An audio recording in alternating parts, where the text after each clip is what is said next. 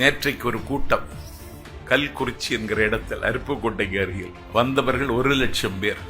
எல்லோரும் ஏதோ குடும்ப கட்டுப்பாடு செய்தவனை போல முதலமைச்சரே என்ன செய்கிறார், எங்க தலைவரை காப்பி அடிக்கிறார், துணை முதலமைச்சர் காப்பி அடிக்கிறார், எங்க தலைவர் தான் செல்ஃபி எடுப்பார். உதயநிதி செல்ஃபி எடுத்து பார்க்கிறான், அவனுக்கு செல்ஃபி எடுக்காது. செல்ஃபி எடுத்து ராம்புவை கை அசைக்கிறார், ஒரு பையிலும் திருப்பி அசைக்கவில்லை. அசைக்காமலே அசைக்கிறவன் தான் அண்ணன் ஸ்டாலின். எங்க தலைவர் மாதிரி நீ காப்பியே அடிக்கிற? யானை ஆட்டுதுன்னு கழுத ஆட்டலாமா? தாவேக்கா என்று சொல்லுவதற்கே நாக்கு சுளுக்குகிறது முதலமைச்சர். தாவேக்கா என்று சொல்லுவதற்கே நாக்கு சுளுக்குகிறது துணை முதலமைச்சர். எங்களை விசில் அடிச்சான் குஞ்சுகள் என்கிறார்கள். நாங்கள் விசில் அடிப்போம் உங்களை வீட்டுக்கு அனுப்புவதற்கு. அறிஞர் அண்ணா உருவாக்கிய அறிவியக்கத்தினுடைய நோக்கத்தை நீங்கள் சின்னாபின்னப்படுத்தினீர்கள். பெரியாரை கொச்சைப்படுத்துவதையே தொழிலாக கொண்டு கூலிக்கு குறைக்கிற ஒரு ஈனப்பயல் சீமாரை போன்ற சில்லறை பயல்கள் திட்டமிட்டு பெரியாரை அவமதிக்கிற காலத்தில் பெரியார் தான் என் கொள்கை தலைவர் என்று எங்கள் தலைவர் விஜய் சொன்னார் என்றால் அவருடைய இந்த கொள்கை வெறிக்கு வாதம் கூட ஈடாகாது. ஒரு கல்யாண மாப்பிள்ளையை மணப்பந்தலுக்கு அழைத்து வருவது போல என்னை அழைத்து வந்ததில் என்னுடைய வயது இப்போது 10 குறைந்து விட்டது. நாசிரியத்துக்கு வந்ததற்கு பிறகு நாசிரியத்துக்கு வந்து பார்த்தாலும் எங்கே பார்த்தாலும் எங்கள் கொடிதான். மேடைக்கு வந்து பார்க்கிறேன் சிறுவர் பூங்காவில் அந்த குழந்தைகள் விளையாடுகிற ஏறி இறங்கு விளையாடுகிற அதுவும் தாவேக்கா வண்ணத்தில் தான் இருக்கிறது. ஆகவே சிறுவர் பூங்காவில் இந்த குழந்தைகள் விளையாடுகிற இந்த சறுக்கு மரத்தை கூட தாவேக்கா நாசிரியத்தில் வெல்லும், இந்த தொகுதியில் வெல்லும் என்று அன்றே கணித்துத்தான் இதை நிர்மாணித்திருக்கிறார்கள். இன்றைக்கு தமிழக வெற்றி கழகத்திற்கு 3வது ஆண்டு உதய திருவிழா. 3 என்பதற்கு தமிழிலே மிகுந்த மகிமை உண்டு. வேந்தர்கள் 3, சேர சோழ பாண்டியர்கள். கொடிகள் 3, வில் கயல் மீன் கொடிகள். கனிகள் 3, மா பலா வாழை. முரசு 3, தமிழ் 3, இயல் இசை நாடகம். அன்பு 3, வாழ்வு 3, அறிவு 3, காதல் 3, வீரம் 3, களம் 3, மலர் 3, மனம் 3, வெற்றி 3, தாவேக்கா 3, எங்கள் தலைவர் 3. தமிழக வெற்றி கழகத்தின் 3வது உதய திருவிழா. ஒரு மாநாட்டிற்குரிய ஏற்பாடோடு நிகழ்ச்சி ஏற்பாடு செய்வதற்கு இரவை பகலாக்கி பகலை இரவாக்கி சுதர்சன் தலைமையில் கடமையாற்றி இருக்கின்ற என்னுடைய செல்வ தம்பிகளை வண்ணத் தமிழில் வாயார மனதார வாழ்த்துகிறேன். தமிழக வெற்றி கழகம் தள்ளி போட முடியாத தாகம். தமிழகர் வெற்றி கழகம் அலட்சியப்படுத்த முடியாத அரண். தமிழக வெற்றி கழகம் தாண்ட முடியாத அகழி. தமிழக வெற்றி கழகம் அணைக்க முடியாத நெருப்பு. தமிழக வெற்றி கழகம் சீன பெருமதில் போல் தமிழர்களுக்கு வாய்த்த மான பெருமதில். தமிழக வெற்றி கழகம் காலத்தின் கட்டாயம். தமிழக வெற்றி கழகம் காலத்தின் குரல். தமிழக வெற்றி கழகம் தமிழ்நாட்டில் தவிர்க்க முடியாத அரசியல் சக்தி. இந்த இயக்கத்தை 2 ஆண்டுகளுக்கு முன்னால் தளபதி தொடங்கிய அன்றைக்கு அவர் அன்றைக்கே தன்னுடைய கொடியை வடிவமைத்து வெளியிட்ட பொழுது அதிலே வாகை பூக்களை பதிவு செய்தார். அந்த கொடியிலே 2 போர் யானைகளை நிற்க வைத்தார். அவர் கொடியை வடிவமைத்து பயணத்தை தொடங்குகிற பொழுதே பல பேருக்கு தமிழக வெற்றி கழகத்தினுடைய தொடக்கம் பல கட்சிகளுக்கு அடக்கமாக போகிறது என்பதை அன்றைக்கே நாடு உணர்ந்து கொண்டது, நாடு உள்வாங்கிக் கொண்டது. எங்கள் தலைவர் பயணம் என்று புறப்பட்டதற்கு பிறகு இத்தனை பெரிய கூட்டத்தை தமிழ்நாடு இதுவரைக்கும் பார்த்ததில்லை. கிழக்கிலும் மேற்கிலும் வடக்கிலும் தெற்கிலும் என மாறி மாறி சுற்றி வந்து 39 ஆண்டு காலம் அன்னை தமிழகத்தில் இடையறாதும் தடையறாதும் முழங்கி வந்த நாஞ்சில் சம்பத் உள்ளம் துறந்து ஒன்றை சொல்லுகிறேன். தமிழ்நாட்டின் வரலாற்றில் எங்கள் தளபதிக்கு வருகிற கூட்டம் இதற்கு முன்னும் பின்னும் எந்த தலைவருக்கும் வந்ததில்லை. இன்றைக்கு தமிழக வெற்றி கழகம் வெற்றியை நோக்கி விரைந்து கொண்டிருக்கிறது. பல பேர் இன்றைக்கு அதிர்ச்சியில் உறைந்திருக்கிறார்கள். அறிவாலயத்தினுடைய கால்கள் ஆட ஆரம்பித்து விட்டன. அறிவாலயத்தினுடைய அஸ்திவாரங்கள் தகர்ந்து கொண்டிருக்கிறது. தமிழ்நாட்டு அரசியல் வரலாற்றில் ஒரு மாற்று அரசியல் தொடங்குகிற பயணத்தை தொடங்கியவர்களெல்லாம் முடங்கிவிட்டார்கள். ஆனால் மாற்று அரசியல் என்று தொடங்கி அதை மாற்றத்திற்கான அரசியல் என்கிற நிலைமைக்கு உயர்த்தி இன்றைக்கு ஆட்சி மாற்றமும் இந்த கட்சியால் நிகழும் என்கிற நம்பிக்கையை 2 வருடத்தில் தமிழகத்தில் வெற்றி கழகத்தின் தலைவர் நாட்டு மக்களின் நெஞ்சில் நடவு செய்திருக்கிறார். இந்த கட்சி கரைந்து போகும், காணாமல் போய்விடும் என்று கனவு கண்டவர்கள் எங்கள் கட்சியின் பெயரை சொல்லுவதற்கே தவிர்த்தார்கள். ஒரு விதமான நவீன தீண்டாமை, அன்டச்சபிலிட்டி. தாவேக்கா என்று சொல்லுவதற்கே நாக்கு சுளுக்குகிறது முதலமைச்சருக்கு. தாவேக்கா என்று சொல்லுவதற்கே நாக்கு சுளுக்குகிறது துணை முதலமைச்சருக்கு. தாவேக்கா என்று சொல்வதற்கே அவர்கள் தயங்குகிறார்கள், அட்டை கத்தி என்கிறார்கள்.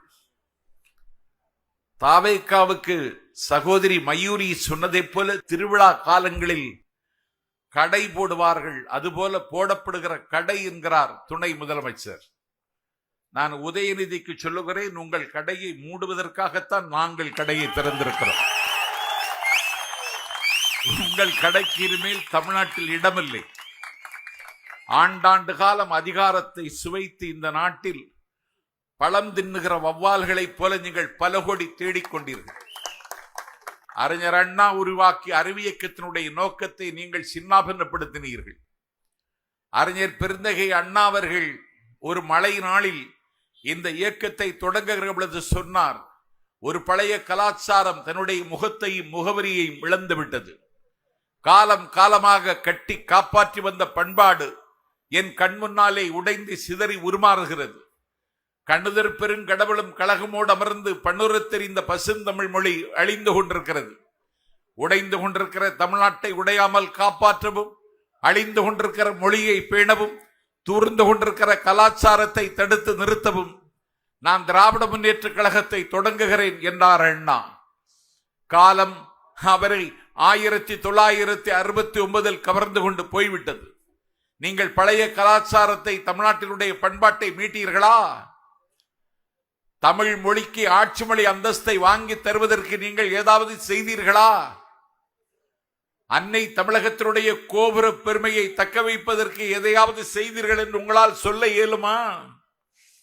எங்கள் தலைவர் தமிழக வெற்றி கழகத்தை தொடங்குகிற பொழுதே ஒரு பண்பாட்டு பெருமைக்கு அகரம் எழுதுவதற்குத்தான் எங்கள் கொடியில் வாகைப்பூவை வைத்தார். வாகைப்பூ என்று ஒரு பூ இருந்ததே தமிழர்களுக்கு தெரியாது. உட்கார் எதிரிந்தல் காஞ்சி எயில்காத்தல் நொச்சி அதிரப்பெறுவது தும்பை என்று பல பூக்களை தமிழர்கள் இந்த நாட்டில் போற்றி இருக்கிறார்கள். மன்னர்கள் போருக்கு போகிற பொழுது வாகைப்பூக்களை சூடிக்கொண்டு போறார்கள். வாகைப்பூவை எங்கள் கொடியிலே பதித்தார். யானையை எங்கள் கொடியிலே பதிவு செய்தார். இது பண்பாட்டு அடையாளத்தை மீட்டெடுப்பதற்கான விஜயின் தொடக்கம் என்று கற்றறிந்த பெருமக்கள் எங்கள் தலைவரை கணித்தார்கள். தமிழக வெற்றி கழகத்திலே 1 கோடி இளைஞர்கள் இன்றைக்கு சங்கமம். உலக வரலாற்றில் எந்த தலைவருக்கும் இத்தனை இளைஞர்கள் வந்ததில்லை.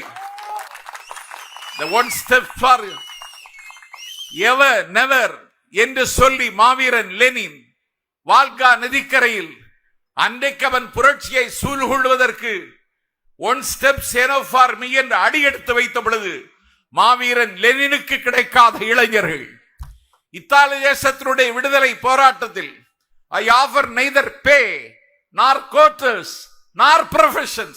I offer hunger, thirst, force, marches, battles and death என்று இத்தாலி தேசத்தினுடைய புரட்சி சூழ்கொண்ட காலத்தில் களத்துக்கு வந்த கரிவால்டிக்கு கிடைக்காத இளைஞர்கள். என் பெருமைக்குரியவர்களே, மாசிடோனிய மாமன்னன் Alexander the feed the military man capture the nation மூறி முழங்கி அவன் பயணத்தை தொடங்கிய பொழுது மாவீரன் அலெக்சாண்டருக்கு கிடைக்காத இளைஞர்கள் இதோ தமிழ்நாட்டு வரலாற்றில் தமிழக வெற்றி கழகத்தை தொடங்கிய எங்கள் தலைவர் விஜய்க்கு கிடைத்திருக்கிறார்கள். இந்த இளைஞர்கள் இலக்கை நோக்கி படிப்பார்கள். இந்த இளைஞர்கள் மத்தியிலே லட்சியம் இன்றைக்கு இருக்கிறது. எங்களை விசிலடிச்சான் குஞ்சுகள் என்கிறார்கள். நாங்கள் விசில் அடிப்போம் உங்களை வீட்டுக்கு அனுப்புவதற்கு. நாங்கள் விசில் அடிப்போம் உங்களை அதிகாரத்தில் இருந்து அப்புறப்படுத்துவதற்கு. நாங்கள் விசில் அடிப்போம் தமிழ்நாட்டிலே ஒரு பூபாலம் இசைப்பதற்கு. எங்களை நீங்கள் குறைத்து மதிப்பிடுகிறீர்கள். குறைத்து மதிப்பிடுகிறவர்களுக்கு சொல்வேன், தமிழ்நாட்டினுடைய அரசியலை மட்டும் தீர்மானிக்கிற தலைவன் அல்ல விஜய். இன்றைக்கு சொல்லுகிறேன், இந்திய துணைக்கண்டத்து அரசியலையும் தீர்மானிக்கிற இடத்திற்கு எங்கள் தலைவன் வளருவான். ஏதோ விளையாட்டு என்று கருதினீர்களா? எங்களுக்கு என்ன கொள்கை இருக்கிறது என்று கேட்கிறார்கள். நாங்கள் பெரியாரை கொள்கை தலைவராக முன்வழிந்திருக்கிறோம். தந்தை பெரியாரினுடைய சிலையிலே காவி வண்ணம் பூசி, தந்தை பெரியாரின் சிலையில் அவருடைய கையிலே காவி கொடியை கொடுத்து, பெரியாருடைய பெயரை உச்சரிப்பதை பாவம் என்று கருதிய அந்த பாசிச கும்பல்கள் பெரியாரை இருட்டடிப்பு செய்கிற இந்த நாளில் பெரியாரை கொச்சைப்படுத்துவதையே தொழிலாக கொண்டு கூலிக்கு குறைக்கிற ஒரு ஈனப்பயல் சீமாரை போன்ற சில்லறை பயல்கள் திட்டமிட்டு பெரியாரை அவமதிக்கிற காலத்தில் பெரியார் தான் என் கொள்கை தலைவர் என்று எங்கள் தலைவர் விஜய் சொன்னார் என்றால் அவருடைய இந்த கொள்கை வெறிக்கு வானம் கூட ஈடாகாது. பெரியாருக்கு பக்கத்திலே கர்ம வீரர் காமராஜர்.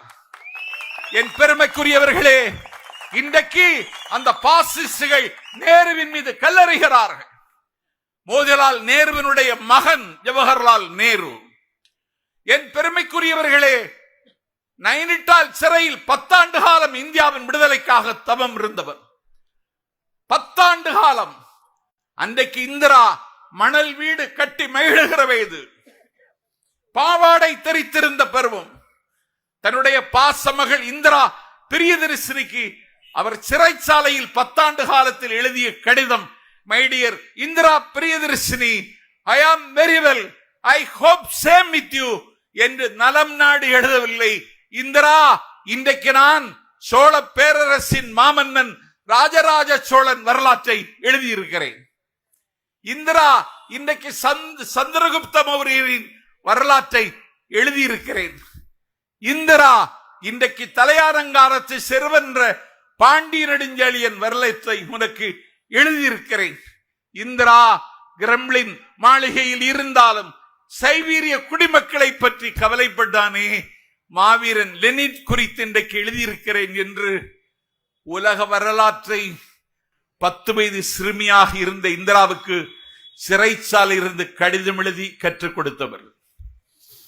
அந்த புத்தகம் தான் the glimpses of the world history, the discovery of the India.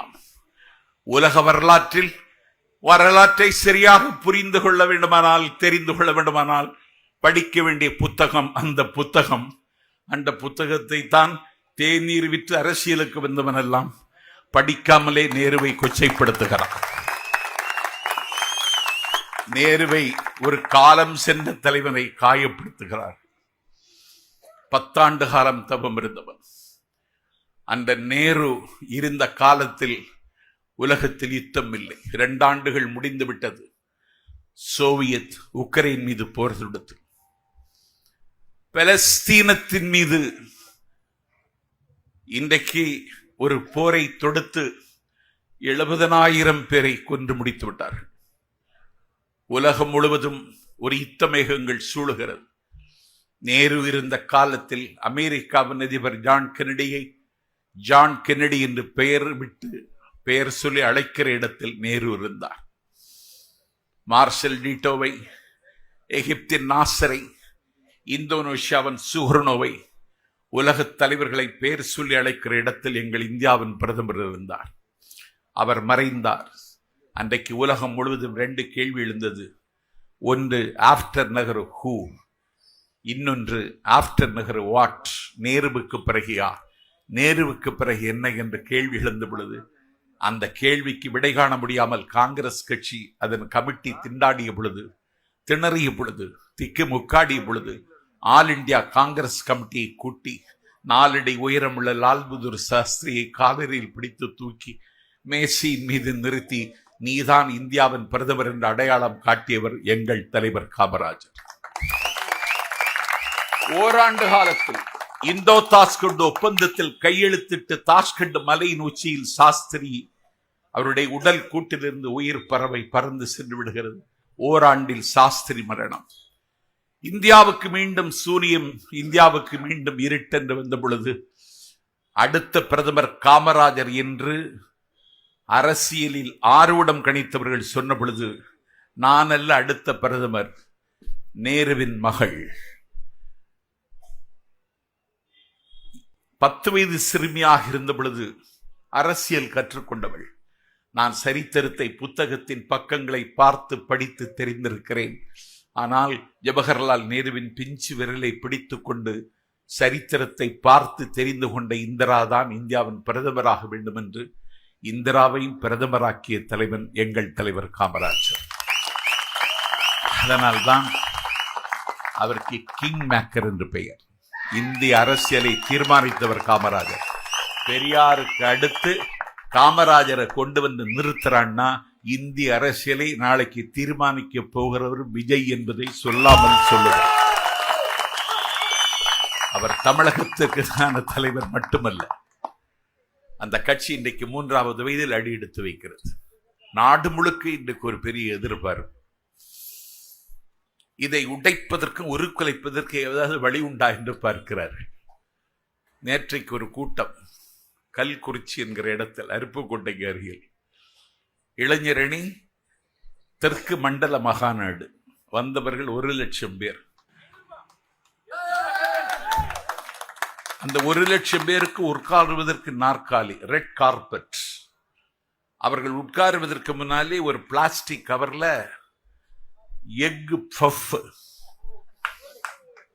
Juice, water, கடலை மிட்டாய், காரச்சேவ், மர்ஃபி 10 பொருட்கள் வைத்திருந்தார்கள். 1,00,000 பேர் உட்கார்ந்தார்கள்.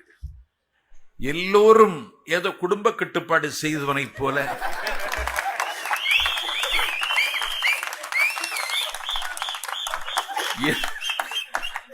எந்த மகிழ்ச்சியும் மலர்ச்சியும் இல்லாமல் இருக்கிறார்கள்.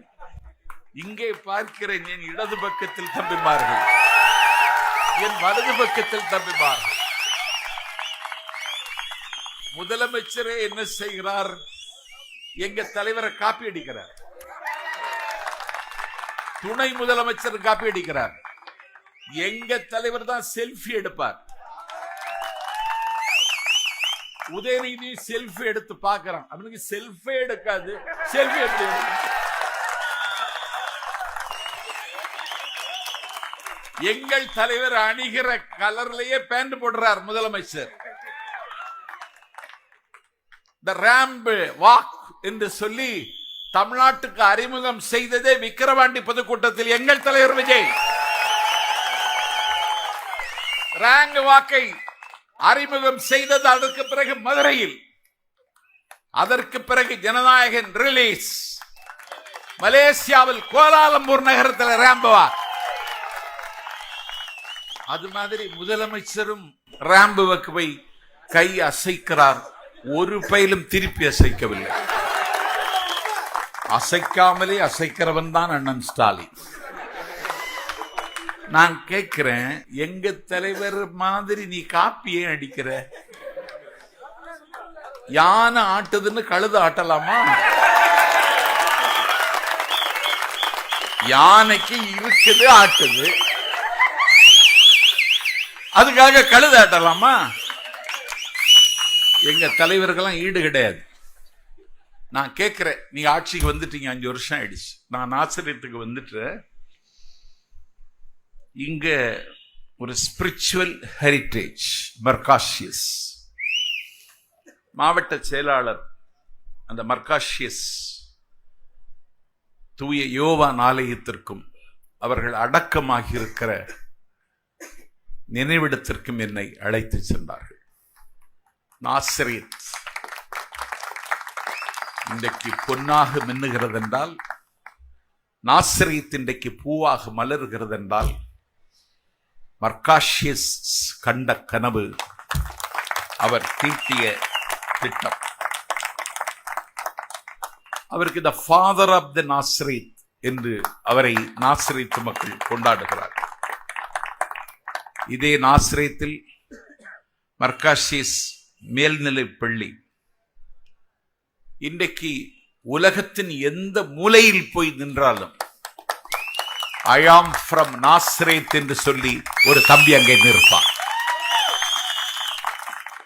அவன் பட்டம் பெற்றவனாக இருப்பான், அவன் மருத்துவராக இருப்பான், அவன் ஒரு கல்வியாளனாக இருப்பான். உலகத்தின் எந்த மூலையிலும் ஒரு நாசரேத்தினுடைய குடிமகன் ஐ ஆம் ஃப்ரம் நாசரேத் என்று சொல்லி கம்பீரமாக நிற்கிறான். இங்கே ஒரு தூய ஏவான் பெண்கள் மேல்நிலை பள்ளி.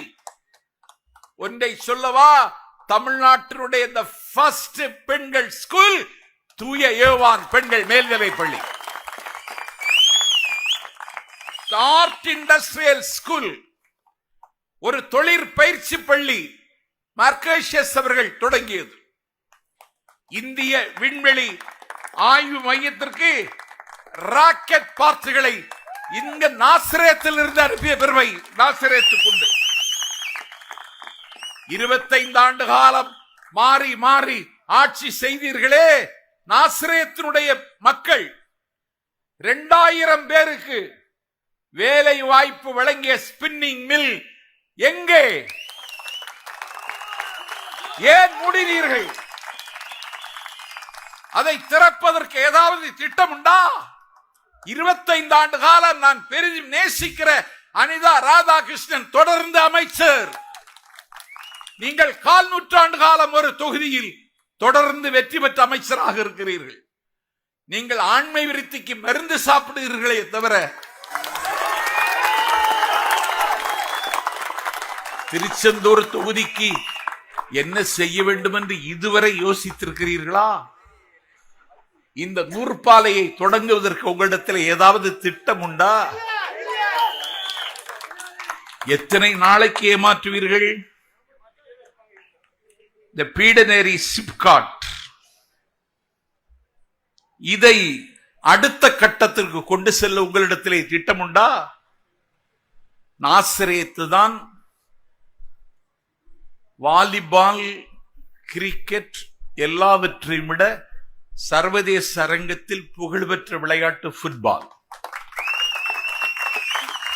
இன்னைக்கு உலக புகழ்பெற்ற ஒரு ஃபுட்பால் சாம்பியனுக்கு அவனோட படம் எடுத்துக் கொள்வதற்கு 9.5 லட்சம் ரூபாய் கேட்கிறார். எவ்வளவு? 9,50,000 ஒரு படம் எடுப்பதற்கு. அவ்வளவு மதிப்பு ஃபுட்பாலுக்கு உலக அரங்கில் இருக்கிறது. அந்த ஃபுட்பாலில் பெயர் பெற்ற ஊர் தமிழ்நாட்டில் எது என்றால் நாசரேத். இந்த ஊரிலேதான் சாம்சன் ஞான பாண்டியன் என்றொரு வீரன் இருக்கிறார். தேசிய அணிக்காக விளையாடி புகழ்பெற்ற டிஃபெண்டர் நாசரேத்காரர். தமிழ்நாடு சந்தோஷ் டிராபி அணியில் இடம்பெற்ற மாநில அணிக்கு நாசரேத்திற்கும் பெரும் பங்கும் தொடர்பும் உண்டு. ஒவ்வொரு ஆண்டும் டெக்கானோன் மார்கேசிஸ் மெமோரியல் தெரப்பி என்ற மாநில அளவு கால்பந்து தொடர் இங்கே தொடர்ந்து நடைபெற்று வருகிறது. மர்கோசியஸ் ரிக்ரியேஷன் கிளப் ஏற்பாடு செய்கிற 69 ஆண்டுகளாக 1950 இருந்து அதிலே 20 அணிகள் பங்கேற்கின்ற பெருமையும் நாசரேத்துக்கு உண்டு. இதை பற்றி ஏதாவது அண்ணன் அனிதா ராதாகிருஷ்ணன் யோசித்திருப்பாரா? அவருக்கு அந்த திட்டம் உண்டா? இந்த மார்கேசிஸுக்கு, இந்த நாசரேத்துக்கு இருந்த ஒரு பெருமை, இந்த தொகுதிக்கு இருந்த பெருமை, டிஓ ஆபீஸ் திருச்செந்தூர்ல இருந்தது. அதை தூத்துக்குடிக்கு டிரான்ஸ்பர் பண்ணிட்டாங்க.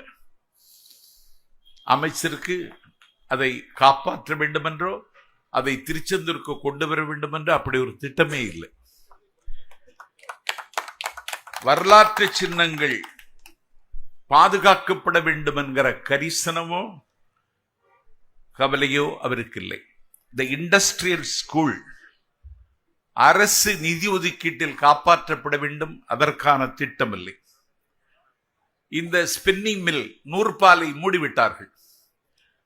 அதுல தமிழக வெற்றி கழகம் சொல்லுகிறது, அதிலே ஒரு ஐடி பார்க் கொண்டு வர வேண்டும் என்று நாங்கள் கனவு காணுகிறோம். நாளைக்கு தமிழக வெற்றி கழகம் வெற்றி பெற்றால் அந்த ஸ்பின்னிங் மில் நூற்பாலை இருந்த இடத்தில் ஒரு ஐடி பார்க் கொண்டு வரப்படும் என்கிற உத்தரவாதத்தை நான் தருகிறேன். இது ஒரு ஸ்போர்ட்ஸ் சிட்டி. இதை ஒரு விளையாட்டு நகரமாகவே அறிவிக்க வேண்டும். அதுவும் அறிவிக்க முடியும். இந்த நகரத்தை புனரமைப்பது மட்டுமல்ல, தமிழ்நாட்டை புனரமைப்பதும் எங்கள் நோக்கம்.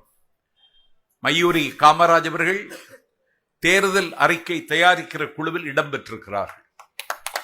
தயவு செய்து மயூரி அவர்கள் இதையும் குறிப்பிட்டு நாளைக்கு திருச்சியில் நடைபெறுகிற அந்த ஆய்வுக்குழு கூட்டத்தில் இந்த குறிப்புகளையும் நீங்கள் கொடுக்க வேண்டும் என்று நான் மயூரி அம்மையாரை வணங்கி கேட்டுக்கொள்கிறேன். இன்றைக்கு தமிழ்நாட்டு அரசியல்ல தாவேகா வெற்றி பெற்றுவிடும் என்கிற நம்பிக்கை மக்களுக்கு வந்துவிட்டது. உங்க கனவை சொல்லுங்கன்னு முதலமைச்சர் காலையில வாக்கிங் போகிற பொழுது அடையாறு கிட்ட ஒரு ஆள்கிட்ட கேட்டிருக்காரு, ஒரு தம்பிகிட்ட, உங்க கனவை சொல்லுங்க தம்பின்னு. அந்த தம்பி கேட்டிருக்கான், ஜனநாயகம் எப்பொழுது வரும் என்று. முதலமைச்சர் அதுக்கு பிறகு கேட்கிறதே விட்டுட்டார். கேட்டா இப்படித்தான் பதில் வரும். இப்ப நீங்க என்ன செய்ய போறீங்க? நாங்க 234 தொகுதிகளிலும் வெற்றி பெறக்கூடிய அளவிற்கு எங்களுடைய இன்ஃப்ராஸ்ட்ரக்சர், எங்கள் கன்ஸ்ட்ரக்ஷன் இன்றைக்கு பலப்படுத்தப்பட்டிருக்கிறது. நான் மாவட்ட சட்டை கேட்டேன், எப்படி இருக்கு? பூத்து கமிட்டி எல்லாம் ஃபார்ம் பண்ணி 80% ஃபுல் ஆயிட்டு, இனி 20% தான். அது நமக்காக இருக்கிற வாக்குன்னு அதை பற்றி கவலைப்படலைன்னு சொன்னார் மாவட்ட செயலாளர். கட்சி வளருகிறது. இந்த கட்சியினுடைய வளர்ச்சியும் வருகையும் எங்களுக்கு கிடைக்கிற வரவேற்பும் பல பேருடைய கண்ணை பொருத்துகின்றன. தமிழ்நாடு முழுக்க எங்கள் தோழர்கள் எந்த எதிர்பார்ப்பும் இல்லாமல் கடமையாற்றுகிறார்கள். இப்படி ஒரு டெடிகேஷன், அர்ப்பணிப்புணர்வோடு கடமையாற்றுகிற தொண்டர்கள் இந்திய அரசியலே தமிழ்நாட்டில் மட்டும்தான் இருக்காங்க. அதிலும் தமிழக வெற்றி கழகத்தில் இருக்கிறார். நான் ஆசிரியத்து வாழ் மக்களுக்காக சொல்லுகிறேன், நாங்க 2 சக்தி, ஒன்றிய அரசு, மாநில அரசு. தமிழ்நாட்டு வரலாற்றில், இந்திய அரசியல் வரலாற்றில் 2 அதிகார சக்திகளை கேள்வி கேட்கிற ஒரே தலைவர் வரலாற்றில் விஜய் அவர்கள் மட்டும்தான். இப்பொழுது என்ன சொல்லுகிறார்கள்? எங்களை பி டீம், பிஜேபிக்கு பி டீம் யார் சொல்றது? அதிகாரத்தில் இருக்கிற திமுக சொல்லுகிறது.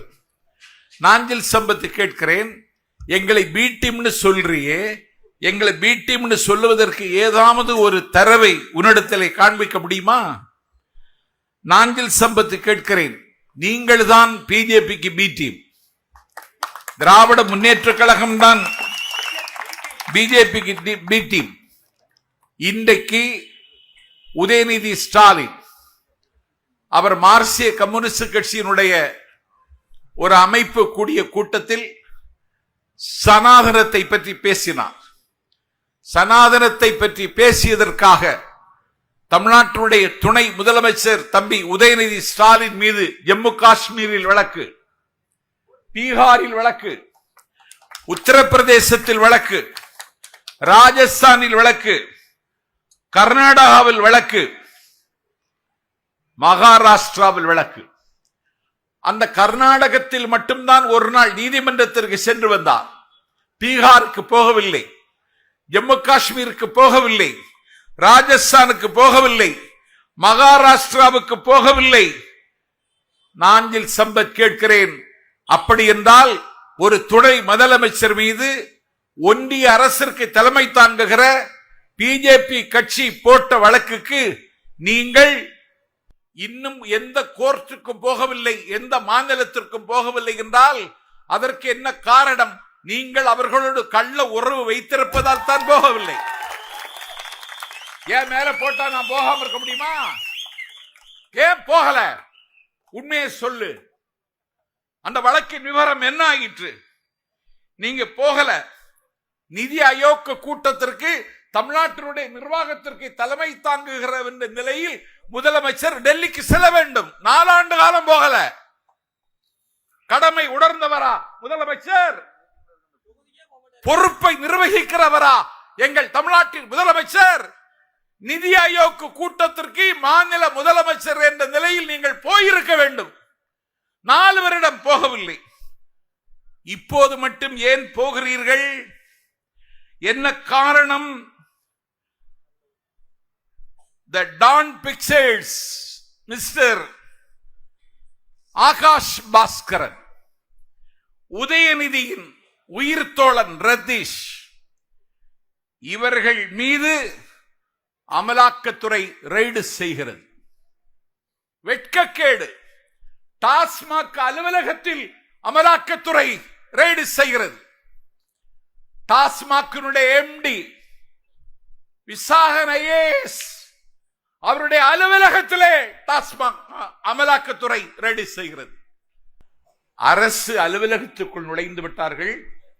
உதயநிதியின் உயிர் தோழர்கள் மீது ரெய்டு வந்து விட்டது. அடுத்தது உதயநிதி மேல் வரப்போகிறது. தலைக்கு ஆபத்து வந்தவுடனே தவப்புதல்வனை பாதுகாப்பதற்கு டெல்லிக்கு போகிறார் நிதி ஆயோக் கூட்டத்தில் முதலமைச்சர் என்றால் நீங்கள் பிஜேபியின் பி டீம் இல்லையா? எங்கள்கிட்ட தான் அதிகாரத்துக்கு நிழலே இல்லையே. நாங்கெல்லாம் அன்னக்காவடியெல்லாம் இருக்கோம். நாங்க பஞ்சம் பிழைக்க வந்தவன மாதிரி பரித கஷ்டத்தில் இருக்கோம். எங்கள் மாவட்ட செயலாளர்கள் 78 மாவட்ட செயலாளர்கள் இருந்தா 70 பேருக்கு கார் கிடையாது. ஒரு மாவட்டத்துக்கு போறேன், என்ன செய்றீங்கன்னு கேட்டேன். பூக்கடை வச்சிருக்கேங்கிறாரு. ஐயப்பா, பூக்கடை வச்சு இந்த கட்சியை எப்படி காப்பாற்ற போறீங்கன்னு கவலை எனக்கு. ஆனா அவன் ஆர்வம் இருக்கு. பகையை முடிக்க வேண்டும் என்ற வெறி இருக்கிறது. சாமானியர்கள் சரித்திரம் படைப்பார்கள் என்ற அண்ணாவின் மணிவாசகம் அவருக்கு பொரிந்து வருவதை கண்ட நான் வியந்தேன். நீங்க எங்களை போய் பி டீம்னு சொல்றீங்க. எடுத்த எடுப்பிலே ஜெயிக்கணுமான்னு கேட்கலாம் உதயநிதி. எடுத்த எடுப்பில் ஜெயிச்சா உனக்கு என்ன? உன் திருமணம் தள்ளி போகுமா? எடுத்த எடுப்பில் ஜெயிச்சா உனக்கு என்ன? எடுத்த எடுப்பில் ஜெயிப்போம். ஜெயிக்க வாய்ப்பு இருக்கா? சரித்திரத்தில் ஏதாவது ஆதாரம் இருக்கான்னு கேட்கிறாங்க. ஆந்திராவில் என்டிஆர் எடுத்த எடுப்பில் ஜெயிக்கல. ஆந்திராவில் ஒரு அரசியல் செய்தாங்க. அஞ்சையா என்கிற முதலமைச்சரை கண்மூடி கண் திறப்பதற்குள் இந்திரா தூக்கி பந்தாடினார். ஒரு ரெட்டி இன்னொரு ரெட்டியை கொண்டு போய் நியமித்தார். பாஸ்கர் ரெட்டின்னு ஒரு தினம் அடுத்து போட்டார். டெல்லியில் இருக்கிற தலைமை ஆந்திராவினுடைய தலைமையை, முதலமைச்சரை விருப்பத்துக்கு மாற்றுவதற்கு ஆந்திரா என்ன கிள்ளுக்கிறையான்னு ஒரு கேள்வி எழுப்பினார் என்டிஆர். அதை எதிர்த்து போர்மரசம் கொட்டினார். தேர்தல் வந்தது. வீசிய கையோடும் வெறும் கையோடும் தேர்தலில் களத்துக்கு வந்தார். அன்றைக்கு இந்திராவின் காலம். இந்திரா ஆந்திராவில் சுற்றி சுற்றி பிரச்சாரம் செய்தார். NT ராமராவும் பிரச்சாரம் செய்தார். எடுத்த எடுப்பிலேயே ஆந்திராவில் NTR வெற்றி பெற்றார். பிரச்சாரக்கு வந்த இடத்துல இந்திரா காந்தி அம்மையார் காங்கிரஸ் கட்சி நிர்வாகிகளிடத்தில் கேட்டார், தேர்தலில் எப்படி இருக்கு சண்டை, யார் வெற்றி பெறுவதற்கு வாய்ப்பு இருக்குன்னு. இல்ல காங்கிரஸ் வெற்றி பெறும் என்று காங்கிரஸ் கட்சி நிர்வாகிகள் இந்திராவிடத்தில் திட்டமிட்டு உண்மை மறைத்து பொய் சொன்னார்கள். அப்பொழுது இந்திரா காந்தி அம்மையார் சொன்னார், நான் நம்பவில்லை, ஐ டோன்ட் திங்க் ஷோ என்று பதில் சொன்னார். ஆந்திராவில் NTR எடுத்த எடுப்பில் வெற்றி பெற்றதை போல எங்கள் தலைவர் வருகிற களத்தில் வெற்றி பெற்று வருவார் என்பதுதான் வரலாறு. நீங்க தமிழ்நாட்டில் எல்லா துறையும் துறந்து விட்டது, எல்லா டிபார்ட்மெண்ட்டும். அதுலேயும் பள்ளி கல்வித்துறை பாழாகிவிட்டது. உயர்கல்வித்துறையில 12 யூனிவர்சிட்டிக்கு வைஸ் சான்சலர் கிடையாது. 12 பல்கலைக்கழகத்திற்கு புகழ்பெற்ற டாக்டர் ராமசாமி முதலியார், மால்கம் ஆதிசேஷையா போன்ற கல்வியாளர்கள், நேற்று சுந்தரவடிவேலு போன்ற கல்வியாளர்கள் பணியாற்றிய சென்னை மெட்ராஸ் யூனிவர்சிட்டி, சென்னை பல்கலைக்கழகத்திற்கு துணைவேந்தர் கிடையாது. சென்னை பல்கலைக்கழக பேராசிரியர்கள் சம்பளம் கொடுப்பதற்கு கருவூலத்தில் காசு இல்லை. தமிழ்நாடு முழுவதும் போதையில் தடுமாறுகிறது தமிழகம். பள்ளிக்கல்வித்துறை பாழாகிவிட்டது. New education policy, national education policy ஒன்றை மோடியின் சர்க்கார் அறிமுகம் செய்தது. நான் கல்வி கற்கின்றவர்கள், கல்வி கற்பிக்கிறவர்கள் வாழுகிற நகரம் நாசிரேத்தில் சொல்லுகிறேன். அது என்ன நியூ எஜுகேஷன் பாலிசி? 3ஆம் வகுப்பு முடிந்த உடனே அவனுக்கு ஒரு தகுதி தேர்வு வைக்கிறார்கள். அந்த தகுதி தேர்வில் இந்த 3ஆம் வகுப்பு மாணவன் வெற்றி பெற்றால் தான் 4வது வகுப்புக்கு போக முடியும். 5ஆம் வகுப்பு படிக்கிறவன் படித்து முடித்தவுடனே அவனுக்கு ஒரு தகுதி தேர்வு வைக்கிறார்கள். 5ஆம் வகுப்பில் இருந்து 6ஆம் வகுப்பு போக விடுமானால் அவன் தகுதி தேர்வில் வெற்றி பெற வேண்டும். 8ஆம் வகுப்பு படிக்கிறவன் படித்து முடித்ததும் அவனுக்கு ஒரு தகுதி தேர்வு வைக்கிறார்கள். அந்த தேர்வில் வெற்றி பெற்றால் தான் அவன் 9ஆம் வகுப்புக்கு போக முடியும். 11ஆம் வகுப்பு முடித்துவிட்டு கல்லூரிக்கு போவதற்கு கனவுகளோடு இருப்பான் என்றால் என் பெருமைக்குரியவர்களே, அவனுக்கும் தகுதி தேர்வு என்று சொல்லி தரப்படுத்தி எங்கள் கல்வி உரிமையை திட்டமிட்டு பறிக்கிறது மோடியின் சர்க்கார். அதற்கு பேருதான் நியூ எஜுகேஷன் பாலிசி. அந்த பாலிசியை தமிழ்நாட்டில் சத்தமில்லாமல் நடை விவிலியத்தை சுட்டிக்காட்டி பேசினார் மாவட்ட செயலாளர். விவிலியத்தில் இருந்து யோவான் சுவிசேஷத்தை சுட்டிக்காட்டி பேசினார் மயூரி. நாஞ்சில் சம்பத் சொல்லுகிறேன், கண்ணீரோடு விதைத்தவர்கள் கம்பீரத்தோடு அறுவடை செய்வார்கள். நாம் கண்ணீரோடு விதைப்போம், கம்பீரத்தோடு அறுவடை செய்கிற நாள் வரும். எல்லா உரிமைகளும் அடகு வைக்கப்பட்டு விட்டன. மீட்க முடிகிற இடத்தில் அண்ணன் ஸ்டாலின் இல்லை. அந்த சிந்தனை உதயநிதிக்கு கொஞ்சமும் இல்லை. அங்கே கட்சிக்குள்ளேயே குத்துவிட்டு நடைபெற்றுக் கொண்டிருக்கிறது. இன்றைக்கு தமிழ்நாட்டினுடைய நிர்வாகம் பிரேக் டவுன், முடங்கி போய்விட்டது. இன்னைக்கு எழுதணும் TNPSC குரூப் செகண்ட் எக்ஸாம், படிவம் வாங்கி ஃபில்அப் பண்ணி புக்கெல்லாம் வாங்கி மனப்பாடம் பண்ணி நாளைக்கு தேர்வுன்னு சொல்லி இரவெல்லாம் கண்விழித்திருந்து படித்து தேர்வு எழுதுவதற்கென்று சொல்லி திருநெல்வேலியிலிருந்து புறப்பட்டு அவனுக்கு சென்டர் எங்கேன்னு கேட்டால் சிதம்பரம், அண்ணாமலை நகரம். சிதம்பரத்துக்கு போய் தேர்வு எழுதுக்கு காலையில் அரசு பஸ்ஸில் கவலையோடு போய் சிதம்பரத்தில் இறங்கி தேர்வு எழுதுவதற்கு எக்ஸாம் ஹாலுக்கு கிட்ட வந்தா முடங்கி போச்சான். சிஸ்டம் முடங்கி போச்சு. இன்னைக்கு தேர்தல் இல்லைங்களாம், தேர்வு இல்லைங்களாம். சிஸ்டம் முடங்கல்ல, சர்க்கார் முடங்கிடுச்சு. இன்னும் என்னைக்கு எக்ஸாம்? இதற்கு என்ன பிராயச்சித்தம்? நாம் தேர்வு எழுதுவதற்கு திட்டமிட்டு கட்டணம் செலுத்தி படித்து தேர்வு எழுத வருகிற பொழுது சிஸ்டம் முடங்கி போச்சு, தேர்வு ஒத்தி வைக்கிறேன்னு சொன்னா இவ்வளவு மோசமான நிர்வாகம். இதனாலதான் மக்கள் கோபத்தில் இருக்காங்க. இதுக்கு அல்டர்னேட்டிவா தமிழ்நாட்டில் ஒரு கட்சி இருக்கா? தாவேகாவுக்கு, திமுகவுக்கு பதில் சொல்ல அதிமுக சொல்ல முடியுமா? அதிமுக இன்றைக்கு ஒரு வகையில் அந்த கட்சி முடக்கப்பட்டு விட்டது பிஜேபி கட்சியால. இன்னைக்கு அந்த கட்சி அடுத்த அடியை எடுத்து வைக்க முடியல. எடப்பாடி பழனிசாமிக்கு அரசியல் தெரியல. பிஜேபி கட்சியை போல சித்தாந்த வலிமை உள்ள பால்தேக்கரானுடைய உத்தவ் சேனாமனுடைய கட்சி, சிவசேனா கட்சியை மகாராஷ்டிரா உடைச்சிட்டாங்க. இன்னைக்கு அதிமுகவையும் உடைச்சிட்டாங்க. இன்னைக்கு முதல்வர் வேட்பாளர் எடப்பாடி பழனிசாமியாக இருந்தாலும் அவர்தான் முதல்வர் ஆக முடியும் என்கிற நம்பிக்கை அந்த கட்சியிலே பல பேருக்கு இல்லை. பிஜேபிக்கு அப்படி ஒரு திட்டமும் இல்லை. எல்லா கட்சிக்குள்ளே ஊடுருவி உடைத்து உருக்குலைத்து அந்த கட்சி உட்கார்ந்த இடத்தில் குந்திக் கொள்கிற இந்த பேத அரசியலை, இந்த வெறுப்பு அரசியலை பிஜேபி செய்கிறது. பிஜேபி மக்கள் நிராகரிக்கிறார்கள்.